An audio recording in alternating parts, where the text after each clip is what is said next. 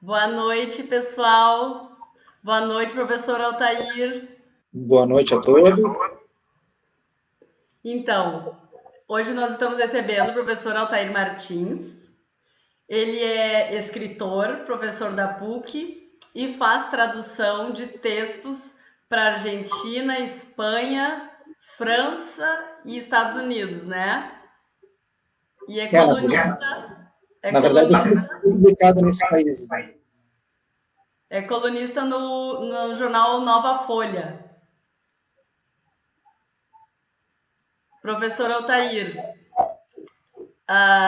eu fui tua aluna, né, no cursinho pré-vestibular, assim como outros amigos e amigas meus que comentaram, eu adoro ele e tal.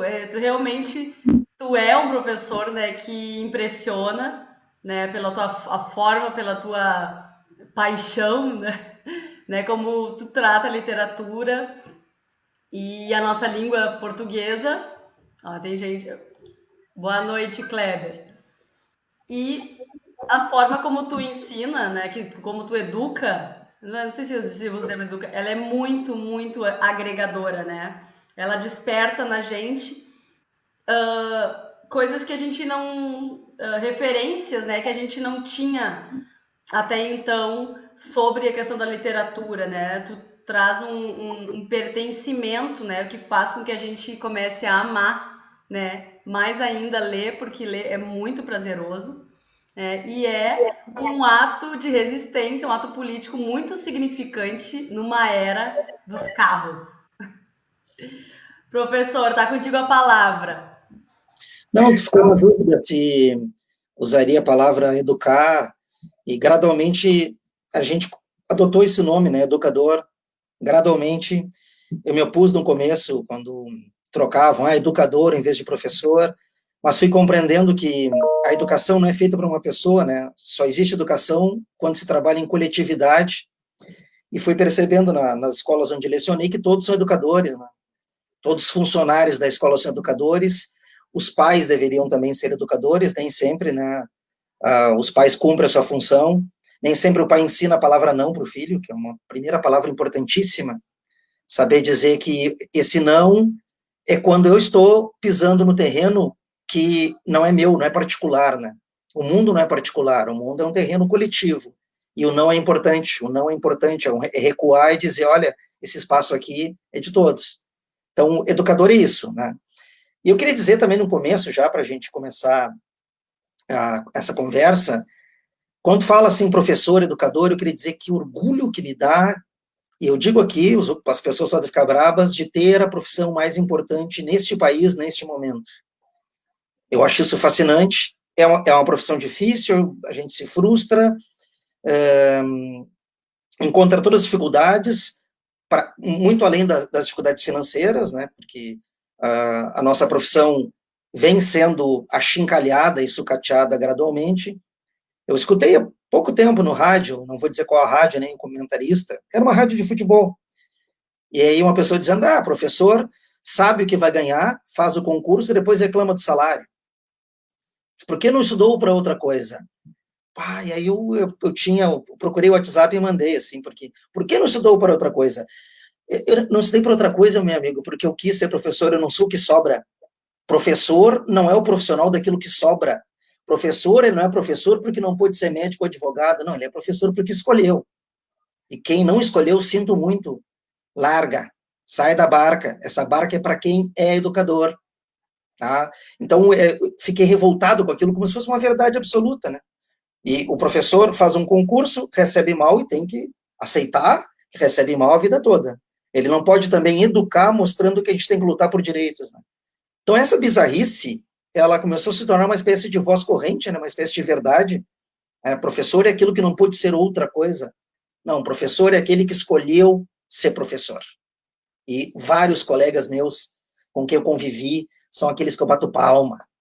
Professores de história, então, em Porto Alegre, como nós temos professores de história qualificados nessa cidade, nesse estado, né? Nós temos vocação histórica.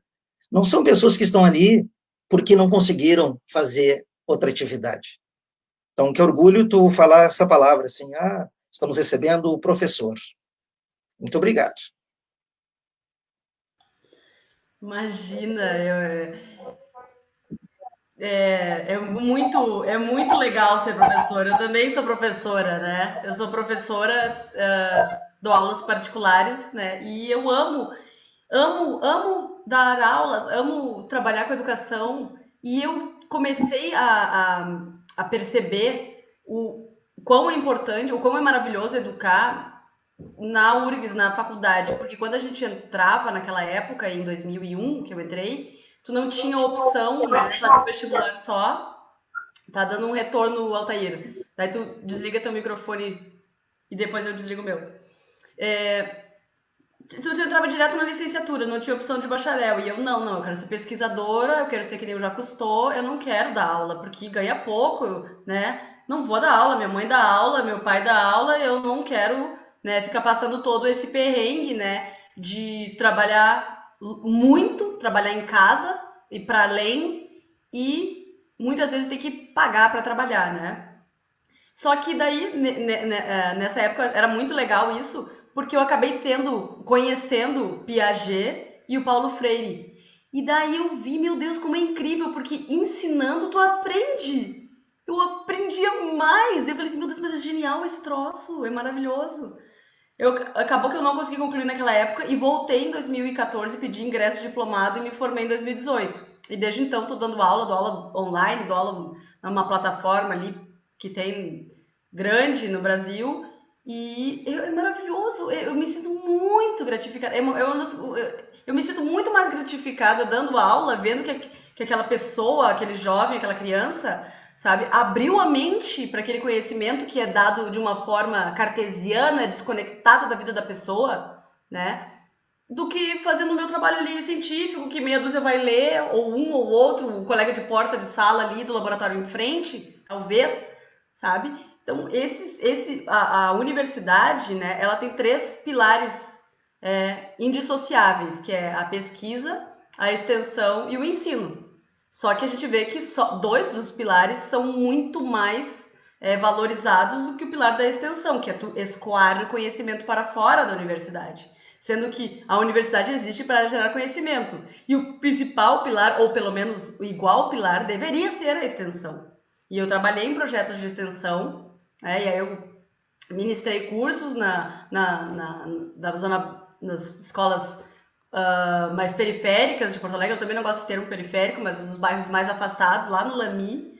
E eu amava estar com as crianças, eu achava fantástico aquilo. Me estendi um pouco aqui, prof, mas é isso aí. Outra coisa, prof, isso daí de dizer, por que tu foi fazer o concurso se tu viu que ganhava pouco? Só que isso é um argumento ridículo, porque a gente só sabe o que vai viver quando a gente vive aquilo. Mesmo que tu tenha uma pessoa gêmea, idêntica a ti, que viva aquilo e te conte, tu só vai conseguir perceber o quão desvalorizado é o professor quando tu vivencia. E daí sim tem o direito de querer ganhar mais, porque se investe muito.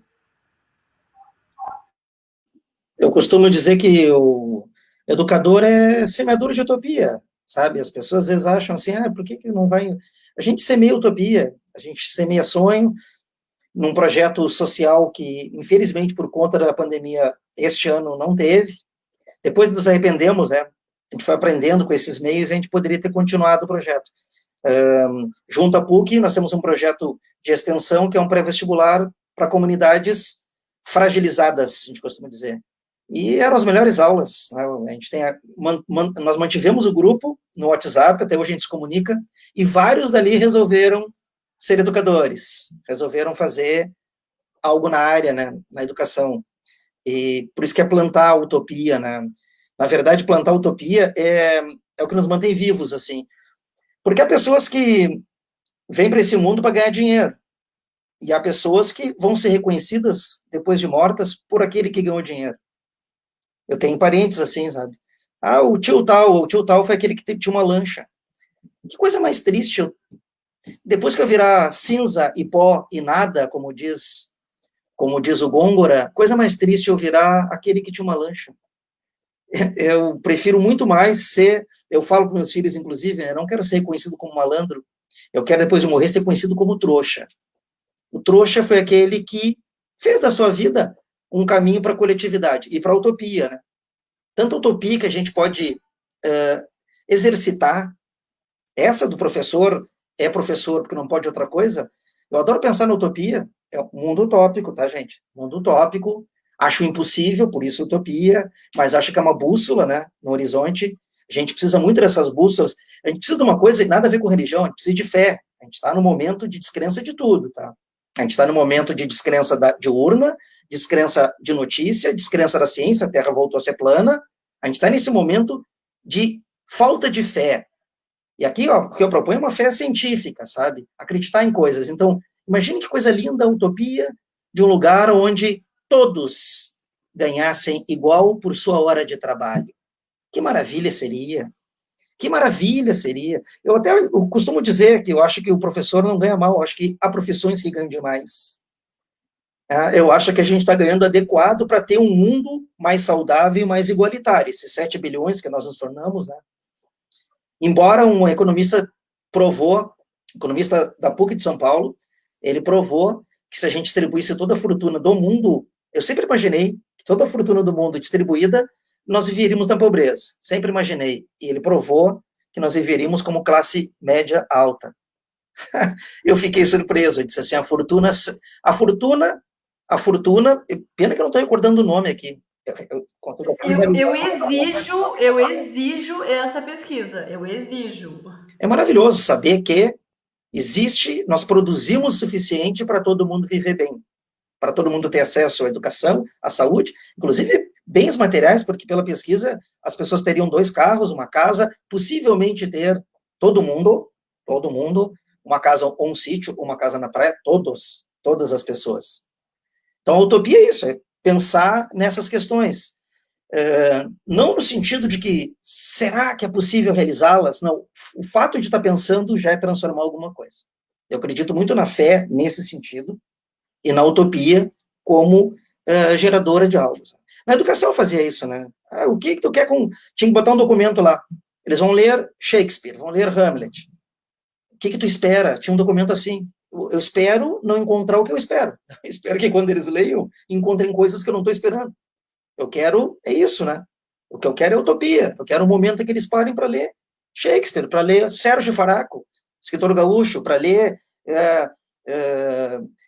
para olhar as obras da Regina Silveira. Eu quero um pouco de trava, eu quero travar o sistema, sinceramente. Eu quero aquele momento em que a pessoa pare de fazer o que está fazendo e leia, nem que seja um poema. Então, vamos ouvir um poema? Deixa eu pegar o som aqui. Eu vou fazer... Vou fechar a câmera aqui para tu recitar. Um compartilhamento. Vamos ver aqui. Como é que faz compartilhamento? Eu sei fazer, viu? Sabe? Vou pegar a Deus dará um poema. Tá. Estão vendo? Peraí. Olha só que genial. Estão vendo aí, não? Sim, eu vou remover as nossas duas aqui. Tá.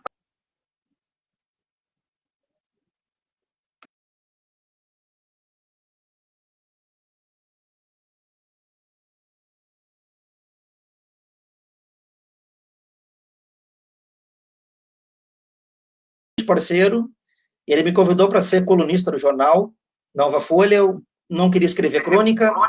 Volta, Altair. Volta que eu te tirei e daí não deu para ouvir. Bota a tela de novo. Deixa eu tentar ver. Voltei. Vou tentar de novo, então. Tá, adiciona a tela. E agora? Não está aparecendo aqui a tua solicitação para... agora sim. Beleza. Vai lá. Vocês estão vendo a imagem? Sim, dá para ver. Então estava voltando essa ideia. Eu combinei com o Valmir de fazer uma coluna semanal, mas eu escreveria o que eu quisesse. E eu resolvi escrever poesia. Então, num jornal pequeno da cidade de Guaíba, tem mais de meia página para uma foto artística do Valmir e um poema, no meio de tudo. Eu achei isso curioso, né? É um momento de pausa ali, no meio daquilo tudo, há um momento de pausa, há um momento de trava contra a velocidade desse mundo, contra essa velocidade de produção, produtiva, há um momento de pausa, em que eu escrevo poema, colocando um pouco das ideias que eu gosto de discutir, e eu recebo as fotos dele e fico intrigado. A terça-feira eu recebo a foto e escrevo. É o dia mais feliz da minha semana. Começamos isso no meio da pandemia, já estamos com 26 colunas produzidas, elas ficam dispostas no site da Nova Folha, Jornal Nova Folha. Lá tem o áudio, eu gravo o áudio do texto, fica a foto e o texto disponível. Estou adorando fazer. Como este aqui. Recebi essa foto de um Fusca abandonado na cidade de Guaíba, e o Valmir pediu, escreve sobre isso. E eu escrevi um texto chamado Sobre a Inflação dos Vivos. O que acumulamos estão os dentes de leite do presente, essa inflação dos vivos que ignora a história e a astrologia e não acredita na ferrugem. O que acumulamos estão talvez as emergências fúteis, o lucro, as capas e o concreto, e ainda o revezamento diário dos frascos de perfume contra as formas do lixo e do fedor. Do que acumulamos estão os animais de zoológico, entre eles 3 ursos de Buenos Aires, 7 girafas de Pequim e uma barca imigrante que não chegará a Siracusa. Do que acumulamos estão as roupas e as caixas de sabão em pó e também as necessidades mais urgentes, os robôs de filmes sobre o espaço e as bulas para sorrir de dia. Do que acumulamos, eis a boca enorme que confrange os olhos para confinar a ilha de plástico do Pacífico e os rios que odeiam carnaval, e o automóvel que as plantas rasteiras ocuparam. O que acumulamos, de fato, vem a indecência de um rosto imberbe, que não precisa de estudo, pois se classifica e fermenta e depois descarta, a exemplo do Fusca 86, que não fugiu para Cuba. De tudo que, enfim, acumulamos, lá está a arrogância de sermos maiores que os mortos e cobrarmos na justiça a água dos indígenas só porque habitamos o asfalto inaugurado ontem. Então, é nessa linha que os textos vão, Rosana, sempre botando para fora essas ideias, né, essas discussões, às vezes ecológicas também. Eu acabei percebendo, né, que tipo de manifestação ecológica eu acabo colocando ali. Eu escrevo sobre bichos, as fotos que ele manda. Ele vai mandando fotos, às vezes são fotos até líricas demais, fotos bonitas, assim, paisagens. Aí eu digo, eu estou no clima de dar coice, estou no clima de escrever algo pesado. Aí ele troca a fotografia. Então essa do Fusca foi aquilo, né? Tudo que a gente acumula, tanto lixo que a gente compra, e vai acumulando, porque somos, na minha opinião, escravos do presente. Agora que chegamos aos 7 bilhões de população mundial, é outro cálculo, Rosana. Somos 7 bilhões. O Jameson um teórico, seria o último marxista dos Estados Unidos, segundo dizem, né? Frederick Jameson. Ele escreveu uma coluna em que ele disse, chegamos a 7 bilhões. Logo, num cálculo matemático feito numa universidade, os vivos atuais são maioria sobre os mortos. O que significa isso? Que todos nós vivos nesse momento somos mais que todos que já viveram e morreram no planeta. E eu fiquei tão surpreso com aquilo que eu disse, é por isso, então, que nós estamos desrespeitando a história, desrespeitando um bicho que carrega toda uma história de evolução até chegar à forma atual. É por isso que a gente despreza tudo aquilo que não é o presente a ser usufruído, a ser usurpado, a ser violentado. É isso, tudo virou descartável. Então, as coisas atuais, né, produzidas e que fazem mover o dinheiro, são mais importantes do que tudo. Daí a ordem para acumular. Troquemos de telefone. Telefone velho esse teu, hein? Não vai trocar de carro, vizinho? O poema foi sobre isso, né? De tudo o que acumulamos. Teu microfone, Rosana? Maravilhoso. Eu adoro a forma como tu escreve. Eu acho assim, ela tem uma.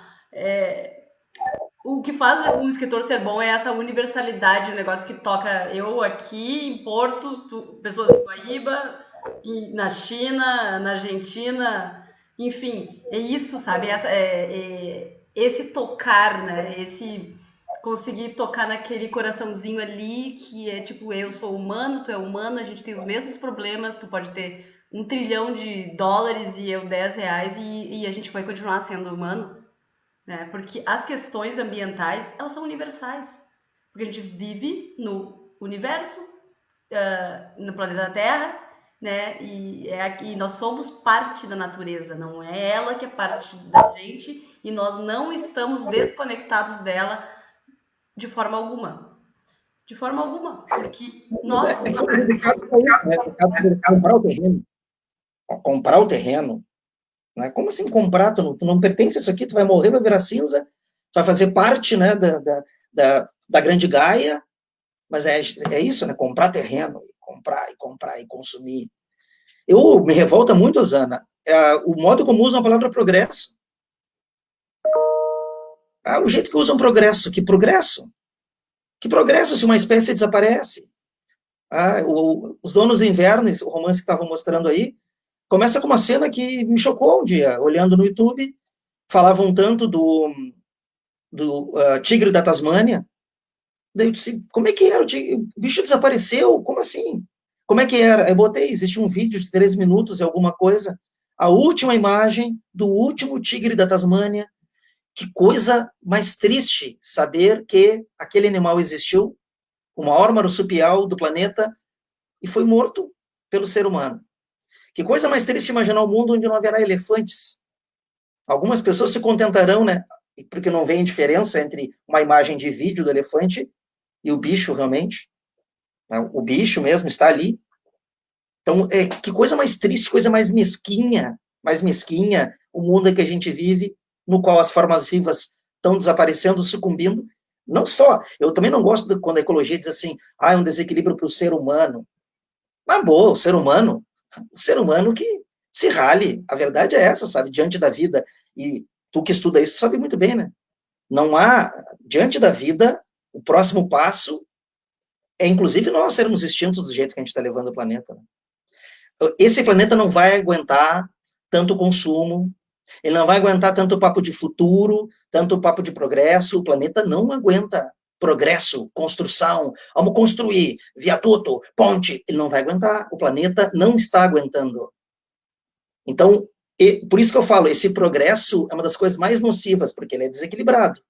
Progresso não é construir o viaduto para que o doutor que sai com um carro blindado e um motorista para levá-lo ao trabalho chegue mais rápido. Progresso é colocar água potável onde não tem. Progresso é fornecer vacina onde não há. Progresso é um caderno na mão de uma criança. Progresso é um professor, um colega, que pegava a bicicleta, imprimia durante a pandemia o material escolar e levava de bicicleta até os estudantes. Isso é progresso. Isso é progresso humano. Nós evoluímos tanto de forma técnica, né? A reprodutibilidade técnica do Benjamin nos levou a tanto progresso mecânico, mas eu acho que como a gente está traçado mentalmente, ou usar a palavra espiritualmente, cada um tem a sua religião, ou não tem religião, cada um tem a sua utopia. O quanto a gente evoluiu pouco como ser humano. No momento em que renasce racismo, em que renasce preconceito contra a opção sexual de outra pessoa, o momento que isso renasce, prova e quantas pessoas estavam escondidas. Meu Deus, estavam do meu lado essas pessoas, parentes escondidos, racistas, homofóbicos, preconceituosos com tudo que é coisa brasileira. Eles estavam escondidos, que bom que vieram à tona, para provar que nós não evoluímos nada. As pessoas adoram dizer, na Idade Média, em tal período, não, filho, olha para o teu presente, olha para o teu chão, olha para a tua cidade. Eu me revolto um pouco que vou tomar uma água. Tá perfeito, na tua análise tá perfeito. Eu até fico, o que eu vou dizer se tu já falou tudo, tchê? Pô, Não, assim. sai. Exatamente, eu falo exatamente a mesma coisa. Que mané progresso? Que mané progresso? Progresso de uns poucos, sabe? Eu tava vendo uma pesquisa de Harvard, que saiu há pouco tempo, há uns meses atrás, que a maior mortandade, né, da Covid-19 em alguns bairros, não me lembro, não sei, milhares de pessoas em alguns bairros, né?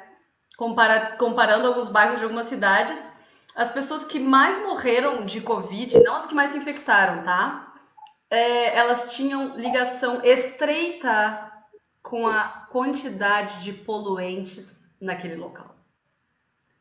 Correlação, tipo assim, as duas coisas estão juntas.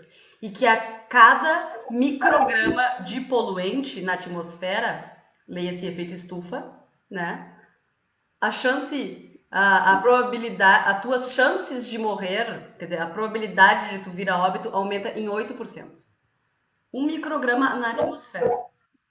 Né? Então, o que se faz? O racismo, né? O racismo ambiental. Depois eu vou fazer uma live sobre isso. O racismo ambiental, o que é? Existem determinados grupos étnicos, raciais, as minorias, chamadas minorias que não são minorias, né? Elas têm uma direção social para estarem em áreas mais degradadas, sem condições de habitabilidade, e isso impacta mais ainda corpos de mulheres negras e jovens. Isso são dados, isso daí não é eu acho isso, eu acho aquilo. Isso são dados reais e concretos. É que aí entra uma questão muito, muito forte, Osana, que é o discurso presente e contínuo sobre efemérides políticas. O que são efemérides políticas? É a agenda urgente de quem detém condições de viver. Nós temos condições de viver. Eu, tu, creio que quase todas as pessoas que devem estar nessa live têm condições de viver. E aí a gente fica preocupado com políticas de efemérides. Efemérides é segurança no centro, segurança no Parque Redenção, é agenda. Enquanto que, na verdade, essas coisas só vão ser resolvidas quando a gente trabalhar consertando aquilo que seria a estrutura de uma sociedade, né? As pessoas adoram falar em educação, né? Todo mundo. E aí, todos os lados da política, não. Se perguntar para todo mundo, a saída para o Brasil é educação, segurança e saúde. Sempre vem falar isso aqui. Quero ver quem que fala sobre educação vai defender, vou citar aqui, pode ter advogados e médicos ao vivo, quem defende perder salário para que outros professores ganhem um pouco mais? Ninguém. Esse papinho furado que todo mundo quer educação. É papo furado, é papo discursivo que é educação. Os pais consideram o professor inimigo. Eu acompanho várias vezes isso na minha vida. De pai vir me cobrar, eu vou só um pouquinho, sou um cidadão, mocinho também, estamos do mesmo lado. Né? Porque acha assim, a escola é inimiga. A escola e o professor é inimigo. Então educa em casa, né? Não quer que teu filho receba não quer que teu filho aprenda no contato com o outro, com o diferente. Esse é um grave problema. Então, é legal que tu pense isso, assim, né, como o pensamento da ecologia, ele é fundamental para a gente entender que a gente é minúsculo. A gente é minúsculo. Nós somos, né, ridículos perto do que é só o planeta. Se a gente for pegar todo o sistema solar, nós somos minúsculos, minúsculos. E a vida é um negócio tão frágil, parece tão poderosa, mas é tão frágil, né? Condições no planeta Terra haver vida. Tu altera o campo magnético, se tu alterar a atmosfera, pequenas condições, o planeta vai para o beleléu. Mas as pessoas estão preocupadas em trocar de carro esse ano. Esse ano eu preciso trocar de carro. Eu vou compartilhar um outro aqui, agora me deu vontade de ler. Vamos lá. Espera aí, deixa eu fazer aqui o negócio. Vou mutar o meu aqui e compartilhar. Tá. Será que estamos vendo aqui? Sim, pode tocar. Vou mutar o meu. Esse aqui é o Valmir mandou uma foto linda. Tá começando a primavera. Ele mandou essa foto, uma foto muito bonita. Tirou com uma lente aproximada, né? Era começo de primavera mesmo. E eu escrevi o seguinte: nesta primavera não merecemos flores, esse fenômeno da botânica, que no fundo é da vida a estratégia do simples e do irresistível, e que para nós é apenas beleza convertida em mercadoria, ofertada aos amores e aos mortos. Pelo inverno mantivemos o sono, enquanto seguia o futebol e os torturados não eram os nossos.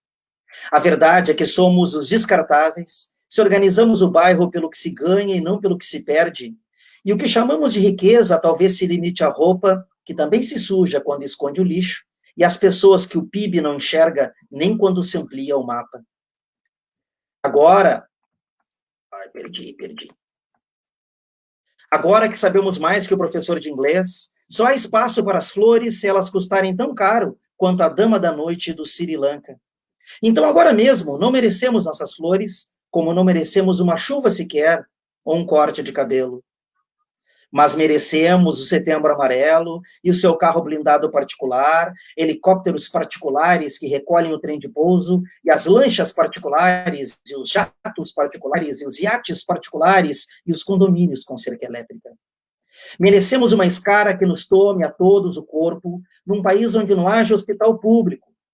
Merecemos as flores sempre estrangeiras do Google e a infestação das falsas notícias, entre elas as mais sedutoras, na congestão da esperança e da cura. Nesta primavera, deveríamos ter vergonha na cara e não olhar para as flores quando elas abrirem, porque elas insistirão em abrir na vingança de serem belas e perfumadas e inúteis. Nesta primavera, o que merecemos é falar de dinheiro até morrermos de sede. Estamos de castigo. Então, vai um pouco nessa linha. Falta minha culpa, né? A gente falou de comemoração, a gente fazer a minha culpa. Todos nós, sabe? Então, florzinha, ai que amor, papapá, papapá. Se a gente não fizer a minha culpa, a gente não vai ter responsabilidade. A gente vai sempre escapar, botar sujeira embaixo do tapete. Evidente, né? Ninguém aqui tem helicóptero particular, né? A mensagem está dirigida. Eu vi uma imagem na internet de um empresário que comprou um helicóptero que recolhe o trem de pouso. Isso é notícia, as pessoas adoram essas notícias, né? Recolhe o trem de pouso. Que notícia bizarra, estúpida. Que notícia que não me diz respeito. Ótimo! Altair, eu vou aproveitar, peraí. Tem um invasor aqui. Interessante. Cláudio Omar tá tentando entrar aqui. Cláudio Omar não é invasora, professor de história. Hã? Convidei ele. Ah, como é que eu faço? Agora ele... Que Ele é um professor de história genial. Pô, diz pra ele entrar de novo, então. Vou avisar ele aqui por aí. Eu ia banir aqui, eu tava achando que era esses terroristas. Vou botar aqui, tenta de novo. Estamos na época da Feira do Livro, gente. A Feira do Livro, ela tá sendo... Ela é virtual, mas não é, porque tu encomenda o livro, né? A gente comprou hoje, tava na promoção, R$40. Será que eu posso falar o nome da livraria? Aqui na Cidade Baixa, na Via Sapiens. Na Via Sapiens. Tem que falar o nome da livraria. Os livreiros. Tá certo. Olha aqui, ó. Rosânia, o nome de livraria tem que falar. Os livreiros são heróis nesse momento. Eu sei. Não É que como é campanha, né? Então eu não sei se pode. Tem que falar o nome da Banco Letras, Via Sapiens, o pessoal da Ama Livros, todos os livreiros de Porto Alegre, do Rio Grande do Sul, precisam que o nome dele seja falado nesse momento, em que perderam aquilo que era o mais precioso, né? A pessoa que vai até a livraria. Aliás, o livreiro é coisa rara, o livreiro se tornou uma coisa muito rara. Livreiro, que era aquele que chega lá e ele conversa contigo, não, mas tem um livro do Júlio Cortázar, aquela pessoa que sabe de livro, e recomenda, e vira mediador de leitura. Eu cansei de ir em rede grande e perguntar, e a pessoa está escrevendo no computador para buscar o livro, sequer conhecia o autor. Enquanto que o livreiro é aquele, não, esse livro está esgotado, mas eu tenho um e vou te prestar. Isso aconteceu comigo, na saudosa livraria Palavraria. Saudosa Palavraria. Nossos grandes amigos. Cláudio Amaro mandou avisar ali, ó, entrou acho no chat, que ele está assistindo. Ele tem que, tá dizendo que ele tem que se conectar antes de... Ele tá assistindo. Aqui, ó. Ele tem que conectar a câmera e o microfone antes de eu adicionar ele. Ele tá com a câmera e o microfone desligados. Então ele tá ouvindo. Eu quero te mostrar o livro. Cadê meu livro? Esse. Eu sempre falo desse livro. Eu vou te recomendar, né? Já que Poema Imperfeito, do Fernando Fernandes, professor da UFRJ, biólogo, e ele fala dessas histórias aí de nós, seres humanos, que acabamos extinguindo muitas outras espécies e a nós mesmos. Tá? Histórias com comprovação científica. É maravilhoso, ele não está esgotado, mas ele não tem outra edição. E eu frequento muito sebo, eu amo de paixão, assim, eu volto sempre com uma pilha. Eu frequento muito o sebo ali da ladeira, da Rua da Ladeira, a Via Roma. Uhum. Eu entro lá com o cachorro, eles deixam eu entrar com o cachorro, tomo um café com eles, me soco lá nos fundos onde tem os livros de botânica, com o meu cachorro. É assim, ó, é uma relação maravilhosa. Aí tá todo aqueles. Tem senhores, jovens, pessoas de tudo quanto é gente jogando carta, almoçando. Na pandemia, agora não tá rolando. Mas é tipo, é uma relação. É uma relação que tu tem, sabe? Uma relação próxima, é isso que faz, né? A gente se sentir bem na cidade, né? Poder ter espaços de convívio diversos, né? Desde áreas verdes de lazer que ficam que nos bairros mais afastados quase não existem, né? As crianças ficam jogando. Eu visitei uns bairros, as crianças ficam jogando bola. Ai, sem chinelo, tenho até vontade de chorar. No meio da rua, na calçada, sabe? Não é certo, né? Mas, Que aqui no centro a gente tenha parques maravilhosos com quadras e nas pessoas que mais precisam desse tipo de acesso não tem nada para as crianças, sabe? É muito triste. é Então eu triste sempre. porque tem uma ordem do... Até no poema se fala aquilo ali, numa ordem do utilitário, das coisas que só prestam as coisas que são úteis. E, nesse sentido, o professor é inútil, né? O professor está ensinando história, o professor está ensinando geografia. A escola vive um dilema atualmente, todas as escolas. Eu, quando lecionava numa grande escola aqui em Porto Alegre, tinha uma semana de profissões, nunca tinha professor para falar sobre a profissão. Então, vinham médicos, né, advogados, e veio um empresário para dizer o tipo de estudante que as empresas querem. Ou seja, nós somos um depósito que a gente vai construindo seres que se encaixam bem na indústria. A escola, em vez de formar o cidadão que está em conformidade com a sua utopia de sociedade, né? Toda escola tem uma utopia de sociedade. A escola onde eu lecionei, uma grande escola de Porto Alegre, graças a Deus ela formava muito bem o ser humano. Lá eu aprendi muito isso, assim, sabe? Frescura de nota, de númerozinho, não. Primeira coisa, vamos ver esse ser humano que saiu daqui. Se eu falei para colegas, para filhos de colegas, eu dei aula para vários filhos de colega, e vinha o colega perguntar, como é que está o fulano? Como é que está a fulana? Eu disse, olha, fulano é uma grande pessoa, que é o mais importante, né? Formar uma grande pessoa.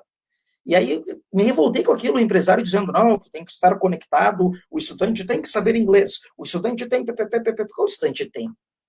Nós não estamos fornecendo tampas de caixa para fechar as caixas da sociedade, nós estamos fornecendo seres que vão mudar a sociedade. É isso que o professor faz. O professor é um construtor de crise. Crise é isso, né? O atrito, o construtor de atrito, de estudantes que vão questionar. E isso eu aprendi na escola, Usana, a coisa linda que eu aprendi nessa escola, gradualmente, foi que, primeiramente, os estudantes passaram a considerar comportamento ruim o comportamento homofóbico. O próprio estudante foi criando uma consciência contra a homofobia, contra o racismo. Eles foram criando isso, assim. Eu achei isso fascinante dos estudantes. Eu fui aprendendo também, assim como estudantes desse colégio no qual eu lecionei, as meninas me ensinaram muito sobre feminismo, né? Os homens carregam, evidentemente, homens e mulheres carregam, né, engrenagens machocêntricas, eu costumo dizer falocêntricas, que vêm de uma tradição e que é difícil perceber, opa, o que eu estou falando? Eu também aprendi nesse atrito, né? Aí quando vinham pais questionando, professor doutrinador, que virou moda, né? Professor doutrinador, os professores que ficam colocando ideologia. Primeiro que eu não tenho aula sem ideologia. E para mim, toda sala de aula, o professor tem que manifestar essa ideologia, mas dizer antes.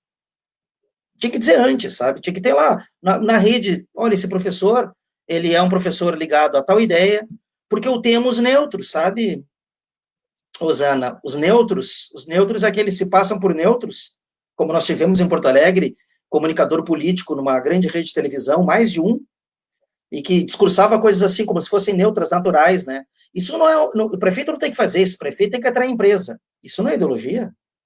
O prefeito tem que atrair empresa. Isso não é ideologia. E logo depois essa criatura se elege, ele, uma outra se elegem, mas estavam sob a postura de neutros. Não teria problema algum em dizer isso. Um prefeito tem que atrair empresa. Ó, eu sou um liberal. Não tem problema, é tua ideologia. Agora, o neutro é perigosíssimo. O neutro fez mais estrago neste país do que os assumidos. É o que eu digo, do que os assumidos. O neutro é sempre perigoso. Então, na escola, quando vinha assim, doutrinador, eu queria dizer para todo mundo aqui, eu fui doutrinado.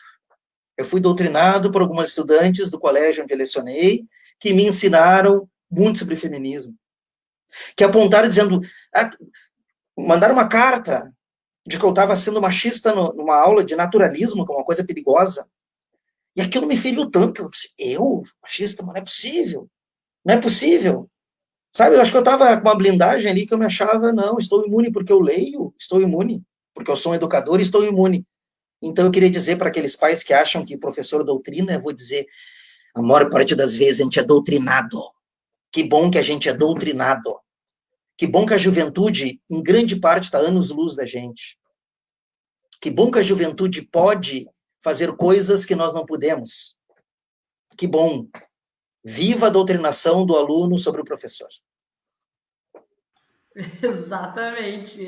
É aquilo que a gente tinha comentado, né? A gente aprende muito mais dando aula do que, quer dizer, né? Educando e ensinando do que o próprio aluno, porque a gente consegue repensar aquele, né, aquele conteúdo, né? A gente consegue a cada vez aprender a mesma coisa de outras formas diariamente. Claro. A cada palavrinha que tu coloca ali, tu pensa assim, mas fez sentido aqui, fez sentido ali. Então tu tá sempre reconstruindo aquele mesmo assunto, né? Com o que os estudantes te trazem. E essa coisa do neutro, isso não existe, tá? Neutro é só o nêutron, né? Do átomo, que tem o próton, o elétron e o nêutron. É só isso que é neutro na face da Terra. De resto, é falácia. Porque no momento que tu quer um prefeito, uma prefeita, ele tem que governar para todas e todos. O vereador é que é mais assim, mais ligado a determinado bairro, determinado isso, determinado aquilo. Por isso que são muitos, né? E eles precisam representar os componentes da sociedade. Agora, um prefeito e uma prefeita, não. Ele não tem que governar para empresário. Ele tem que governar para todo mundo. E, acima de tudo, para quem mais precisa. Não tem que... Eu até vi o Harari, o nome dele. Eu acho que ele é historiador, se não me engano, tá? Falando assim, ó, os países... Não, ele é filósofo. Filósofo, tá. Ele falando assim, ó, pra cúpula lá da Câmara Federal, tá? Aqueles caras lá, tá? Deputados federais e presidente da Assembleia, enfim, da Câmara. Que os países, tá? Os governos, eles têm que preservar as pessoas. Tem que preservar a vida das pessoas e não os empregos propriamente. Tu entende a diferença? Claro. O emprego, primeiro, é a vida da pessoa, né? E depois, em segundo caso, mas não assim, esses postos aqui ali. A pessoa, se tu pensa em preservar a vida das pessoas, tá preservando tudo que a pessoa precisa, inclusive emprego.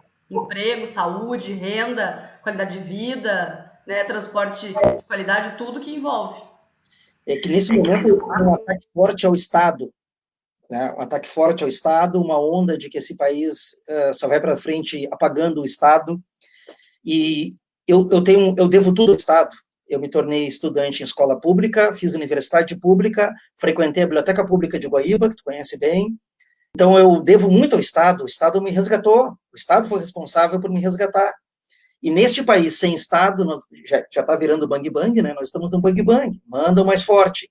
Eu recordo perto do final do livro do Primo Levi, chamado É Isto um Homem, que relata o período em que ele esteve no campo de concentração, e ele é um sobrevivente, e ele diz uma coisa que me fascinou, que ele diz assim, não se pode considerar uma nação aquela que não faz nenhum esforço para evitar que alguém seja pobre demais ou rico demais. Eu guardei isso como uma bula. Né? E existe essa ideologia que acredita que não é minha, e como tu me convidou, tu presumo que não é a tua. Essa ideologia que acredita que o progresso de alguns vai fazer o resgate dos outros que estão lá. Eu acho isso completamente ilógico, né? o progresso, alguns, como no caso do Brasil, né, em que alguns detêm grande parte do PIB brasileiro, alguns detêm grande parte do PIB, e até hoje essas pessoas não foram resgatadas. Só o Estado é capaz de gerir isso. Só o Estado vai ser capaz de equacionar. Nós estivemos perto de fazer grandes equações, né? Tivemos momentos de cota, tivemos momentos de ProUni, Pronatec, momentos de ingresso, tentando, de alguma maneira, equalizar todo o prejuízo que já tivemos, né? Tentando equalizar. Foi momento da força do Estado, momento em que a farmácia popular ganhou força. É curioso quando as pessoas combatem a esquerda, vou chamar assim, a esquerda, porque elas combatem, mas eu digo que existe uma vingança do povo, que é a seguinte: momento em que a farmácia popular começa a dar auxílio para as pessoas que precisam, não tem mais volta. Amigos da direita, não tem mais volta. No momento em que algumas conquistas populares foram feitas, eles são obrigados a encampar. Por isso que toda atitude de crise que eu falo, de travar um pouco a engrenagem, ela gera... A mudança não é total de uma hora para outra, ela demora muito tempo, mas ela gera pequenas alterações na engrenagem, pequenas alterações no sistema, e que são inevitáveis, né? Bolsa Família, exemplo clássico, assim, é irrevogável, irrevogável. Está em outro livro também. Engraçado, às vezes a gente vai lendo narrativa, O Amor de Pedro por João, Tabajara Ruas, lá no fim ele não diz quem é, mas eu acredito que eu sei quem é. Acredito que foi governador de Pernambuco durante muito tempo, seu Arraes. Acredito que é, ele não disse que era. Foi uma pessoa que... o teu pai é chileno, né, Rosana? Isso esteve durante o período da ditadura no Chile, viajou por vários países da América Latina e disse assim que ele estava convicto de uma questão. Se não fossem auxiliadas algumas famílias, a gente continuaria sacrificando várias famílias ano a ano em prol de um tal de progresso. E aí ele diz, quem sabe, ele propõe para uma outra pessoa, quem sabe nós criássemos um fundo em que essas famílias necessitadas recebessem. Eu li aquilo, nossa, lá nos anos 70, alguém tinha pensado em algo que poderia ser o Bolsa Família, sabe? Achei tão curioso aquilo, porque alguém que viveu o mundo e percebe, ou o Estado garante o bem-estar dessas pessoas, né? Garante que essas pessoas têm o direito de serem cidadãos, né? Ou então nós vamos sacrificar várias gerações. Eu, em sala de aula, brincava, uma brincadeira horrível, humor negro, mas é para provocar, dizendo que é fácil resolver o problema do Brasil, né? Basta tu eliminar tudo aquilo que não se enquadra, né? E isso está em curso, gente. Aquilo que eu achava que era bizarrice está em curso. Eliminar aquilo que não está na linha. Foi declarado na campanha. Metralha todo mundo do morro, tocava com o morro. Gente, isso foi declarado. Botar uma metralhadora, as pessoas de bem saem. Foi declarado isso. Foi declarado. O nome disso é bem claro, é fascismo, né? Isso foi declarado e foi eleito. Isso foi eleito. É assustador. É a inoperância do Estado e as guerrilhas, né? Ou, usando uma palavra mais bonita, as milícias. Elas resolverão o problema. É assustador. E foi comemorado, inclusive, por um governador do Rio de Janeiro que desceu do helicóptero com os franco-atiradores e o governador dentro, atirando a esmo, porque não tem como tu, né, ver. Né? A polícia é feita para prender. Né? Atirando, ele saiu com... assim, ó... Demais, cara. Uma pessoa que foi juiz, né, velho? Juiz, imagina. Olha só onde é que a gente vive. É bom que a gente tá conhecendo, né? Estamos sabendo quem é quem de uma vez por todas, né? E essa gente vai ir pra lixeira da história. A lixeira, que é o lugar de onde elas nunca deviam ter saído. Se a gente não fizer um esforço, né? Porque eles podem, e já estão fazendo, apagar a história e começar uma nova, né? O fim da história, temos aqui o Claudio Mar assistindo, o fim da história significou o fim da dialética, né? A história é contada por quem manda e pronto. Muito legal ver o que a história conquistou nos últimos anos, né? Quanto ela conquistou de revisão. Vamos ver quem é o Colombo mesmo. Vamos ver como é que foi a escravidão. A história, ela veio nesse caminho, né? De não ser apenas a história daqueles que sobreviveram e ficaram, né? Mas a história dos apagados, dos apagados. Nós temos nesse momento um milagre em Porto Alegre. O meu grande colega Jefferson Tenório, patrono da Feira do Livro. O único primeiro patrono. Sim, primeiro negro. Primeiro negro, imagina só. Altair, esse... Jefferson é um dos caras mais inteligentes que eu conheço. Tu tem aí algum escrito dele para ler para nós? Eu teria que dar para buscar. Eu estava aqui com Estela Sem Deus, logo aqui, deixa eu ver se eu acho aqui. Que professor é uma baderna, né? Tu sabe como é que tá lendo uma coisa e volta a ler outra. Sim, a minha mãe é professora também. Eu não vou achar agora aqui na baderna. Mas assim, o que eu recomendo agora é o livro dele, O Avesso da Pele. O título já diz bastante, né? O Avesso da Pele. Foi publicado pela Companhia das Letras e é uma pancada nessa sociedade que acha que porque é branco e não sofreu racismo, o racismo não existe, né? É uma pancada. Eu vou anotar para comprar também. Ele tem na Feira do Livro agora? Sim, ele é o patrono, tá lá naquele site eletrônico, eu acho. Fácil, fácil. Tá, e lê mais um poema para nós, então. E não esquece daquele que eu te pedi, que aquele, assim como o outro que tu te referiu, que mudou a tua vida, quando tu leu esse, o bicho, né? Aquilo ali me mudou também. Eu saí e desci as escadas lá do cursinho chorando copiosamente, não consegui me controlar. Fala do bicho do Bandeira? Não é do Drummond? Meu Deus, aquele homem era... Como é que é? Eu vi revirando um bicho. Vou procurar aqui. Não, eu sei, Decor. Sabe de cor? Claro, né? Pô, então, né? Tá, primeiro eu vou fazer o bicho, tá. Depois eu leio o outro ali. Deixa eu tentar voltar aqui. Manda aí para compartilhar a tela. Vi ontem um bicho na imundície do pátio, catando comida entre os detritos. Quando encontrava alguma coisa, não examinava, nem cheirava, engolia com voracidade. O bicho não era um cão, não era um gato, não era um rato. O bicho, meu Deus, era um homem. Manuel Bandeira. Agora fica chato, eu li um troço depois do Manuel Bandeira, né? Nossa, isso é difícil. Mas vou tentar aqui. Não, vai, peraí. Tu vai compartilhar a tela? Peraí. Eu tô me perdendo nessas coisas aqui, só um pouquinho. Tá aprendendo. Ai, tá, me manda a tela. Isso, tá? Espera, não começa ainda. Uhum. Vai lá. Deixa eu explicar aqui, então. O Valmir me manda essa foto. Olha a fotografia. Proibido sepultamento, excesso de lotação. Eu achei tão curioso. E eu escrevi um poema chamado Os Senhores Não Deixaram Espaço para a Morte. Por certo, os senhores desconhecem o que diz a placa de um cemitério em Eldorado do Sul. Proibido sepultamento, excesso de lotação. Atrás de roupas excessivas e vontades tolas, como a qualidade dos vinhos e os computadores de bordo, os senhores mandarão apagar a advertência e garantir o lugar para os que caem. Admirados com o mundo que Las Vegas imita, resume e vende em fila na Strip por $5.000, os senhores já são incapazes de reconhecer os mortos e os vivos.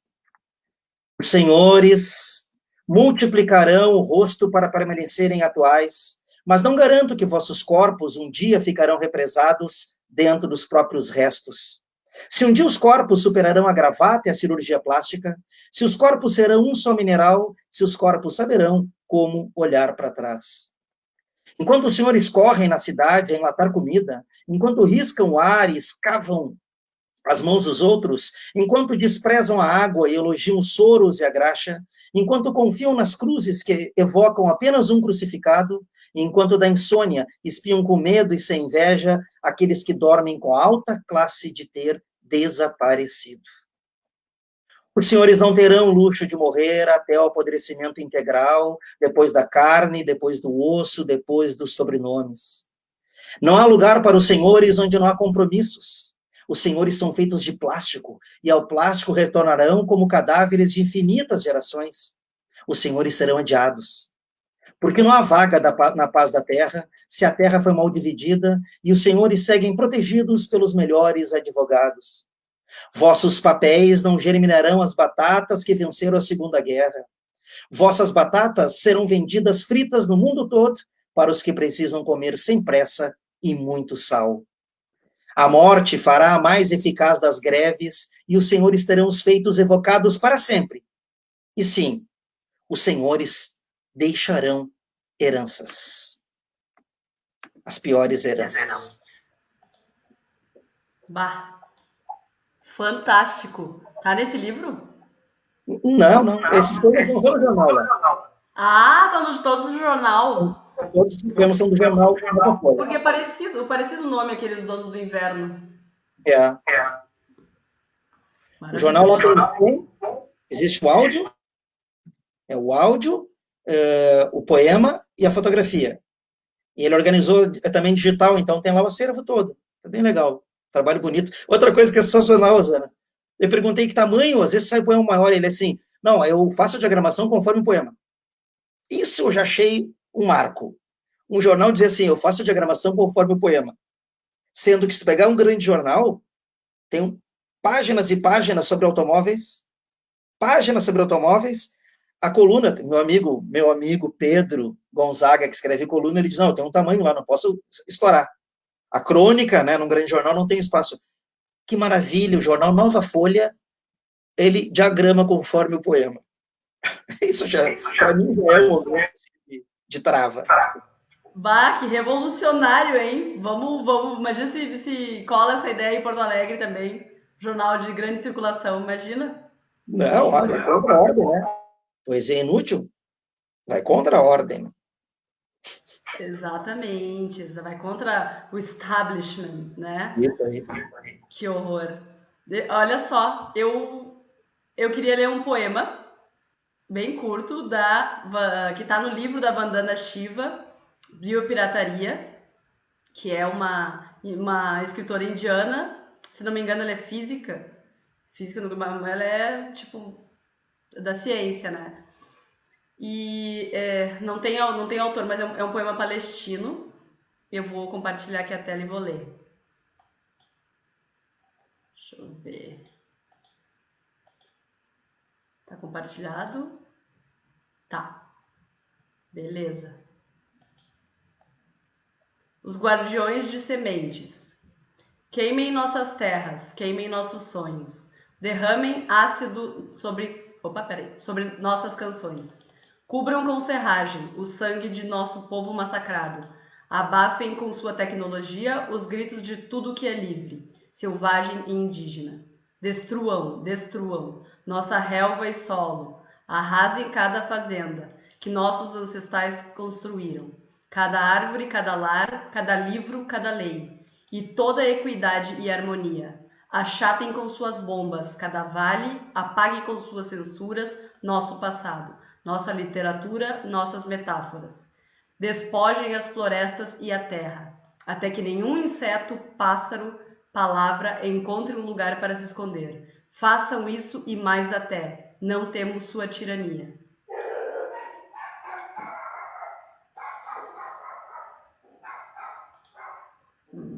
Ainda teve o efeito especial do cachorrinho no fundo. O cachorrinho no fundo, exatamente. Latindo contra esses fantasmas. Esse livro da Vandana é maravilhoso, recomendo a todo mundo também. Eu tenho em PDF. O que mais está te chamando a atenção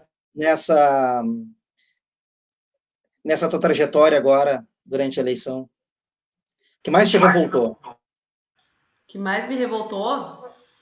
Os ataques. Os ataques, discurso de ódio, né?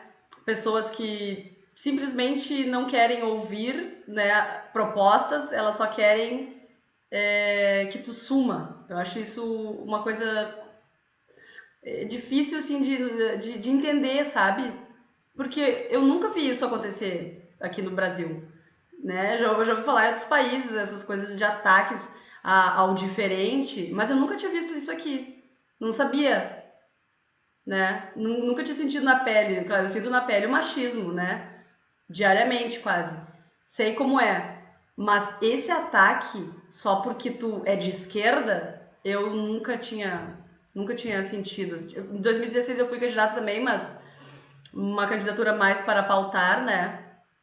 E tinha sofrido ataque, na rua, assim, não quero papo de comunista. Olha só, cara, não sabe nem o que tá falando, né? E só que agora as pessoas saem do armário, né? E acham, se sentem no direito de te agredir, né? Só porque tu não pensa como eles. Bom, tu sabe que eu não voto em Porto Alegre, né? Então, mas eu queria ouvir também, assim, da Osana, vereadora, onde tu vai atacar? Qual vai ser a tua linha, assim, a tua trincheira vai ser qual? Da justiça ambiental, combater a injustiça socioambiental, né? Levar, assim, não é eu que estou dizendo, sabe? Isso é uma construção, né, de muitas pessoas que, enfim, eu acredito nisso, eu acredito que a questão ambiental tem que perpassar por todos os temas, porque não é uma questão ambiental de um capricho das pessoas que já têm tudo e querem conservar as árvores, não é isso. A questão ambiental é uma questão socioambiental indissociável, né? O social, o racismo ambiental e a injustiça ambiental é 100% social. Isso é um apanhado, assim. Apertei duas vezes. Bom Tá ouvir. mudo. Agora voltou. Não, é que eu apertei ali, cliquei duas vezes, acabei clicando duas vezes. É bom ouvir esses ares, essas ideias todas. Eu sempre vejo também as questões ambientais ligadas às questões sociais, né? Que é muito bonito ter todas as condições e pregar questões ambientais sem pregar a igualdade social. Não há como. Elas são indissociáveis mesmo. Exatamente. É a mesma coisa, né? É a mesma. Mas, Altair, vamos finalizar, que isso é sempre uma hora, mas com mais um poema. Pode ser? Pode ser? Pode ser.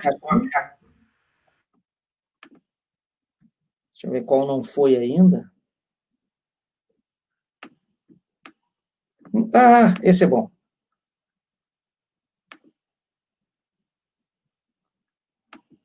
Tá conseguindo ver a imagem?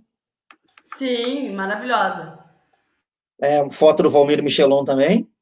Ele me mandou essa foto de inverno e eu falei, eu não estou afim de escrever sobre inverno, estou afim de escrever algo que, como eu disse, né, que gere a crise. Eu odeio tanto a palavra mimimi, essa palavra criada, porque para mim mimimi só existe verdadeiro mimimi de quem tem condições, totais condições e reclama.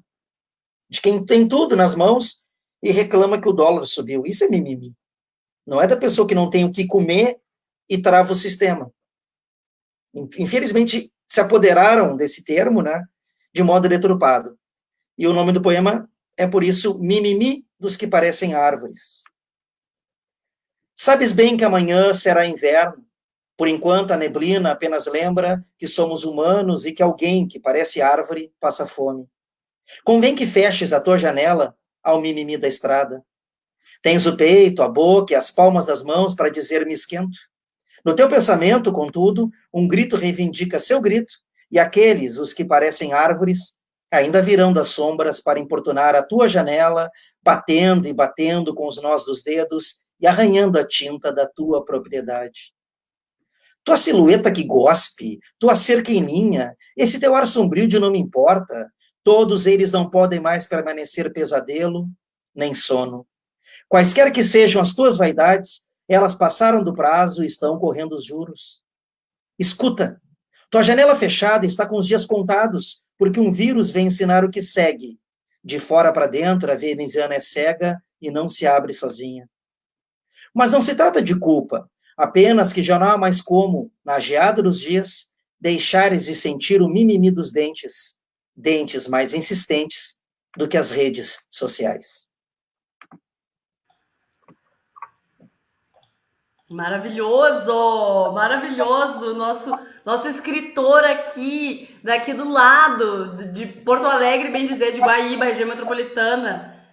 Ó, gente, tem muita coisa boa pra gente ler, né? Os livros têm que ser mais importantes que os carros, né? Adquirir livros é muito mais importante do que mudar de telefone, mudar de celular, comprar mais roupa, isso e aquilo.